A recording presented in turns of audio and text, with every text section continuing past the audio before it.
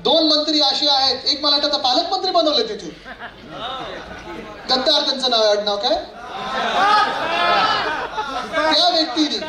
त्या व्यक्तीने सुप्रियाताई सुळेंना एवढ्या घाणेरड्या शिव्या दिल्या होत्या चॅनलवर, केवढ्या घाणेरड्या शिव्या दिल्या होत्या, महिलेला शिव्या दिल्या. तुम्ही 1 मिनिट विचार करून मनातून काढून टाका की सुप्रियाताई राष्ट्रवादी काँग्रेसचे नेते आहेत किंवा खासदार आहेत, पण जी व्यक्ती, जो मंत्री अशा शिव्या, अशी शिवीगाळ कोणालाही, महिला पुरुष कोणालाही करू शकतो, त्या मंत्र्याला खरं लाच मारून काढून टाकायला पाहिजे होतं मंत्रिमंडळातून, गेट आउट सांगायला पाहिजे होतं.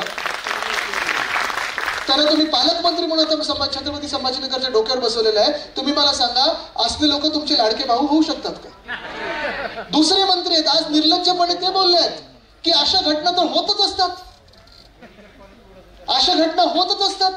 अरे तुमच्यावरच एवढे भयानक आरोप झाले होते की उद्धव साहेबांना तुम्हाला काढायला लागलं होतं, गेट आउट सांगायला लागलं होतं. माहितीये ना कोणाबद्दल बोलतोय मी? आज काय स्टेटमेंट दिलं, आज की काल, की आंदोलन योग्य नाहीत, अशी घटना होत असतात. अरे होत असतात, महिलांवर अत्याचार होतोय, महिलांवर बलात्कार होतोय, त्यांना फाशी द्या, अशा आंदोलने तुम्ही केली पाहिजे. हा कुठचा निर्लज्जपणा आहे की अशा घटना होत असतात कारण तुम्हाला फाशी होईल म्हणून? लाज वाटली पाहिजे.